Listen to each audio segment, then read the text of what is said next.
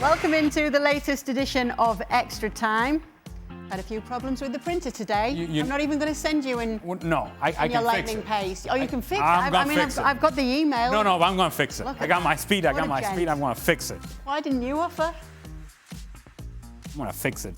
Beg your pardon. I'm quite comfortable where I am, if you don't mind. Hey, we'll let the young whippersnappers get up. You're right, Stevie. Don't worry. Don't stress out. Yeah, come on. Come on, Don't whippersnapper. stress out. No danger of that. Lovely Frank Leboeuf is with us as There's well. a lot of stuff printed, but I don't see the question. There's a lot of printing. I know the first question anyway, so let me get started. Which team has the better squad, Chelsea or Manchester United? Frank? Oof. That's a crap. Wow. Can I say none? I don't want to answer to that. I think what we saw from Manchester United against Bournemouth was appalling, and is the same with Chelsea overall, I would say. So I don't want to talk to and spend the time talking about those teams who really don't deserve it in a way. Okay, what does Frank want to talk about? He doesn't want to talk about anything. I want to talk about something, Ali, I want to talk about something. I want to congratulate first for Columbus Crew, your former team. Congratulations. And I want to ask you, why do they play the final at Columbus? Why don't they play the final in a neutral location? Will be more fair, I would say. No, because you're giving importance to the regular season, and so Columbus would have finished higher with more points than LAFC, and so therefore Columbus would have the home field advantage, because otherwise you gain no advantage from being better in the regular season. It would all just be about the playoff. This gives some importance to the regular season, and therefore it allows the Columbus Crew to host the final because they were better in the regular season than LAFC. Should you tell them about Toronto as well? Fair enough. Oh, well, and that came about really, Frank, because there have been times in which they have played in neutral sites, and years and years and years ago they played a final, I believe it was FC Dallas against Colorado in Toronto, and Toronto was essentially frozen at the time, and quite frankly it was an awful spectacle, and so they try to find ways to reward the performance of the teams in the regular season, so that again we wouldn't just pay attention to the playoff, you would have to pay attention as to what you did in the regular season as well. Okay. Stevie, who's got the better squad? Okay. Chelsea or Manchester United? So I'm going to take this question as, which team would you rather be on right now? Okay. And I think I would rather be on the Chelsea team, because I can't imagine how bad the atmosphere must be in Manchester United. Walking in there, Yeah. just driving into the car park thinking, oh, this is going to be a long day again. Where at least Chelsea, yes, they've got a lot of younger guys, so it won't be quite as dour, and I don't think the pressure would be the same. They'll all be disappointed, but I think there'll be a better atmosphere at Chelsea. So I'd rather play for Chelsea right now. So you're going to go for Chelsea? Yeah. And I don't, obviously, Stevie, you ran a team, so you know better, but the importance of the coaching staff in situations like this, of the assistant coaches, of being able to communicate with the players and to make sure that the players know that this is not a funeral, right? That this is not a death march here, that there's still a season to be played. And hey, let's get excited about today's training session so that we can be excited about tomorrow's training session. So we start building a sense of group, of hey, if we're all in this together, and the only way that we're gonna get out of this is together, and you make sure that the team does not become fractured. And while it's important to have that from the players, I think it's critical right now, assistant coaches and the coaching staff, that they're able to monitor this and manipulate, in some ways, manipulate the group so that they start believing in themselves. Well, go on. People always ask you, who do you, when you're manager, who do you take after, and who do you take all your stuff from? Well, you take stuff from everybody. And what Ali was talking about there, I took from Ron Atkinson. Because I was at Sheffield Wednesday, and I think we were fifth bottom. We were in the relegation battle, and Big Ron came in, and every day he came in, he had a smile on his face, and when he was talking to everybody, and it's infectious. And as much as we were in a relegation battle, I actually forgot about that sometimes when we were training, because we were actually just playing and actually enjoying what we were doing. And no surprise, we ended up getting out of the relegation battle. We didn't get relegated at the end of the year. When I took over the Revs, we were rock bottom. And I did exactly the same. You know, we would be in the coach's room, myself and Paul and all the other staff, and we'd be like, right, I'm telling you, when we go out this door, you get a smile on your face, and we get everybody going here. Because unless we can lift them, it doesn't matter how good we are, whether we've got good players or what, we need to make sure that everybody's actually upbeat. And so that's what we did. Open the door, out you go, hey, get a smile on your face. And that was it. And I got that from Ron Atkinson. Absolutely, 100%. Well, we know you didn't get relegated. But what was the position you finished in? Higher than you were? Final. We got to the final that year. Yeah, they got to the final. Yeah. So it's all about being so happy. Well, it's about an attitude. Just change the attitude. You don't always have to have the best players to win. If you've got a group that's got a great attitude, a great spirit, want to play for each other, then that'll overcome a ton of things that might go wrong on the field. You know what? What did you want to say, Frank? Well, you know, I feel, and it's funny because I'm following a TV show called Ted Lasso, and with the American coach, you know, being so optimistic with his assistant coach called Beard, that might be the solution of Chelsea and or Manchester United, because that's what I feel too. I mean, even the medical staff, you know, when you sometimes don't play or sometimes wonder some stuff, you have the tendency to go to the medical staff, and while you're having a massage, you talk to the physio and you express, you know, and put out what you feel. That's very important. And I totally agree with Stevie and also Ali. It's how you manage to cope with all the problems that you have inside the dressing room and make sure that the atmosphere, the good atmosphere, is still there, and you can keep on working to make sure it gets better. Are you a Roy Kent or a Jamie Tartman then, Frank? Oh, I'm more. I don't remember the name, but I'm more on the captain. Yeah, Roy Kent. Roy Kent. I love Roy Kent. No, I hate Jamie Todd. Oh, Jamie Todd! I want to slap him. I want to slap him. Stevie?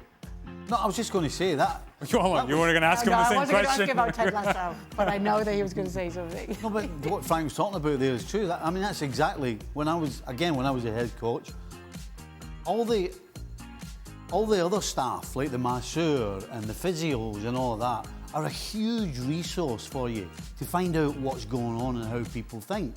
Because as Frank says there, when you go for a massage as a player, you're not thinking that they're part of the coaching team or. So you kind of confide. All the players confide in them and talk to them, and tell all the things. And every now and again, I just call the masseur in and say, hey, how's it going? Anybody get any problems? And he'd either be like, no, everybody's in good shape, or well, he's not that great about that. But so it's a source of figuring out what's going on in your dressing room. All the staff that the players think are kind of on the periphery are actually right in the middle of it.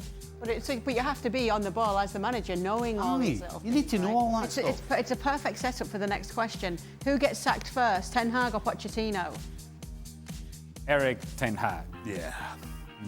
Absolutely. Mm-hmm. Okay. Who is more likely to win the league? Yeah. Go on then, Frank. Yeah. No. Right. I'm with the guy. Yeah. No. Yeah. Who's more likely to win the league? Ten Hag. Girona or Villa? Girona or Villa? Yeah. You know what? I want Girona to win the league or to be in the top 4 because I want to see how it works for that team and for their fans to know that they can't play the Champions League because Manchester City is going to play the Champions League. And everybody has to know that Girona belongs to Manchester City and two teams with the same owner cannot play the same competition. That's going to be very interesting. So I want to see that. But of course, Girona, I think, is more capable because they're already first. More capable of winning the La Liga than the Villa winning the Premier League. What a Scrooge. I hope we see that just so I can see that they won't be able to play in the Champions League. Girona or Villa? Girona. It goes against everything that we know about La Liga, that a team like Girona wins it. And it would be, I think, it would be a kick in the backside to the big boys. You can go about doing this a different way and still be successful. And what a message would that send in Catalonia, that Barcelona are looking up to Girona. Are you ready for your worlds to collide? Girona or Leverkusen? Girona. Ooh. Girona. I think it's still a better story. Although Leverkusen would say, well, hold on a second, but the Rekordmeister here, Bayern Munich, have been winning it for life. But I still think Girona and what it represents. I think it's football play back to a different era and back to a different time, where if you put a team together that has enough talent and enough willingness to work for each other and believes in a common idea and has a good dressing room and a good locker room and a coach that truly believes in the players, then you have an opportunity to compete, and not only to compete but to win. Again, it would be a very good message to everybody in La Liga and really across Europe. Stevie, what was Xavi thinking playing 3 centre-backs against 3 attackers of Girona? How does a coach refresh himself in this situation and prevent himself from overthinking? It kind of smells a little bit of arrogance to me. Because from what I know of football, from being a kid, from what every coach told me, as a schoolboy, as a professional, defensively, you have to have a spare man. Otherwise, you're gambling. So was he that arrogant to think that we'll just have 3 against 3 because we're Barcelona? I mean, that's the only thing I can think of, because it goes against everything. You always have a spare guy. So playing 3v3 makes no sense. In fact, I would take the question a step further. I don't know whether they were playing 3v3 because I don't know what Barcelona was trying to do with their defensive shape. At times it looked like a 3v3. At times it looked like it was 3v2 with Girona coming in the attack and 2 trailing Barcelona players. Whenever Girona got out in transition, there was no shape to Barcelona. The team was broken. And that got exposed time and time again. And credit to Girona that were able to find that spare man that Stevie was talking about. They were able to find that spare man in attack. They made the correct decision, scored the goals, and deservedly won the game. Ale, rank these strikers from best to worst. Okay. Martial, Joselu, and Jackson.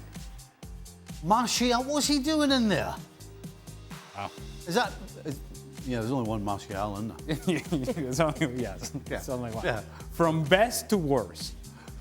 So I'm going to take this from the perspective of who I would play.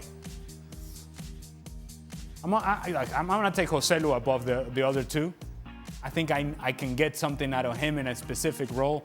I have no idea what I'm going to get out of Anthony Martial, and honestly, I don't trust him. And at least Jackson is going to run. So I'm going to say Joselu, Jackson, Anthony Martial. Do you want to get in on this one, Frank?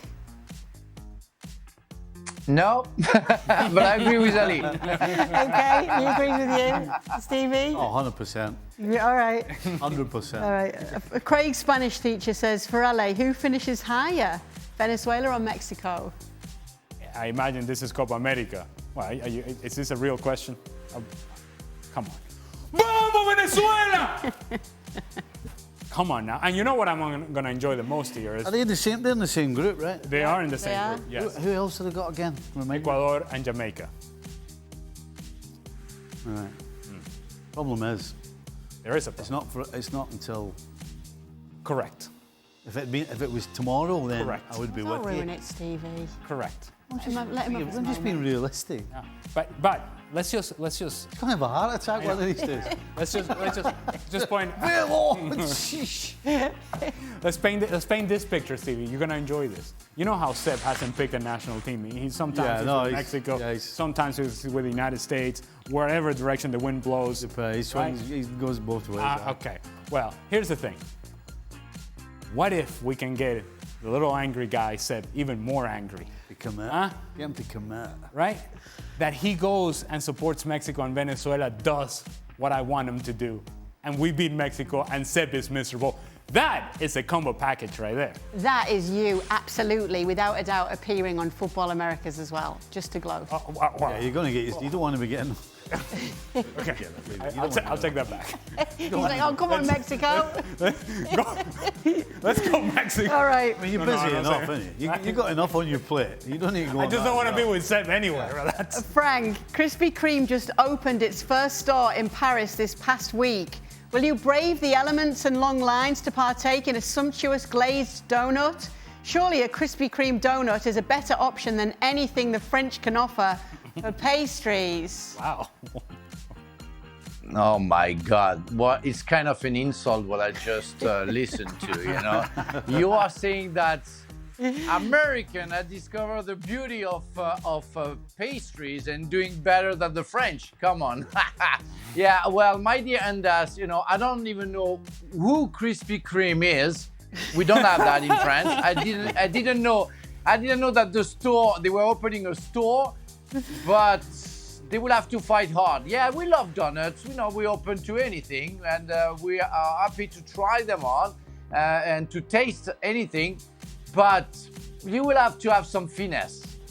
And I know, by fact, because I lived in the US, that's not the best tool that I ever seen, you know. But good luck to Krispy Kreme in France and in Paris. Let's see how it works. We will see a while. Hey, let's not hate on a Krispy Kreme donut, though. I mean, I'm not comparing it to French pastries, but let's not hate on a Krispy Kreme donut. I've never been on a Krispy Kreme. Never. Okay, well, let's not hate. That's all I'm saying. Heard of it, I've never been in one. I mean, this thing melts in your mouth. I'm sure you'd be open to it, though, right, Stevie? We'll give it a go. Oh yeah. Oh, well.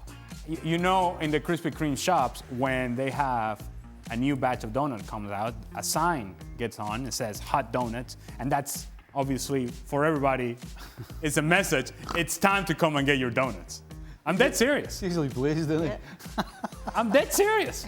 This is not, this is factual information. Yeah. Man, I'm the only one excited about Krispy Kreme donuts. You get it. Well, you can get yourself to Paris if you want and get in the line. This is a very foreign crowd here. Krispy Kreme donuts, let me tell you something, it's melting in your mouth. Someone wants some freebies. Somebody wants some freebies. You're not getting the sponsorship, Frank, that's for sure.